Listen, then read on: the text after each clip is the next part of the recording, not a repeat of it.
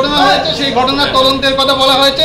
মাননীয় বিচারপতি খন্দকার দিলুরুজ্জামানকে প্রধান করে, যে সুপ্রিম কোর্টের বিচারপতি, উনি হাইকোর্ট ডিভিশনের বিচারপতি, ওনাকে প্রধান করে যে তদন্ত কমিটি গঠন করা হয়েছে, প্রত্যেকটা মৃত্যুর ঘটনা নিরূপণ করে কারা দোষী আছে সেইটা উনি নিরূপণ করবেন, নিরূপণ করে একটা রিপোর্ট যথাসময়ে সাবমিট করবেন বলে আদালত আশা প্রকাশ করেছে।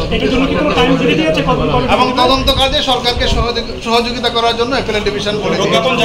সার্টিফাইড কপি লাগবে হলে সেটি কবে নাগাদ পাওয়া যাবে আশা করছেন? সার্টিফাইড কপি আমরা দ্রুতই পেয়ে যাব। বিশেষ করে অপারেটিভ পার্টের সার্টিফাইড কপি আমরা এক সপ্তাহের মধ্যেই বা তারও কম সময় 2-3 দিনের মধ্যেই পেয়ে যাব। পুরো জাজমেন্ট পেতে আমাদের একটু সময় লাগবে। বাংলাদেশের কোটা তাহলে কি হলো, সিস্টেমটা কি হলো? বাংলাদেশের কোটা সিস্টেম এখন খুবই পরিষ্কার।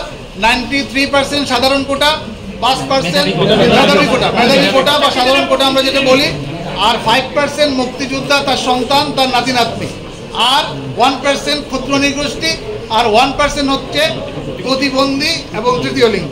যেহেতু এটা পলিসি ডিসিশন, এটা কিন্তু কোনো কিছুকে সামনে রেখে না, শুধুমাত্র পলিসি ডিসিশনটা সরকারের হাতেই থাকতে হবে।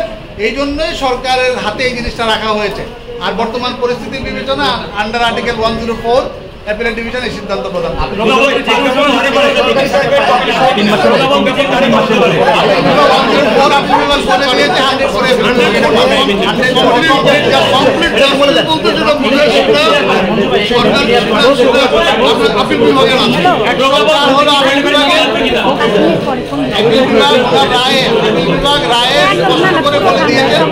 বর্তমান প্রিভিলেজ সিচুয়েশনে to do complete justice under article 104 of the constitution, exactly এই কথাটা অ্যাপিলেট ডিভিশন বলেছেন। তারা এই কোটার জায়গাটাকে নির্ধারণ করে দিয়েছেন এবং যে দাবিগুলি ছিল উভয় পক্ষ থেকে সংস্কারের, এবং উনি হাস্যরসাত্মকভাবে এটাও বলেছিলেন বা ইনভাইট করেছিলেন যারা আর্গুমেন্ট করার জন্য শিক্ষার্থীর পক্ষ থেকে, তারাও এই আর্গুমেন্টে করেছে তারা সংস্কার চায়। আমিও বলেছি সংস্কার চাই।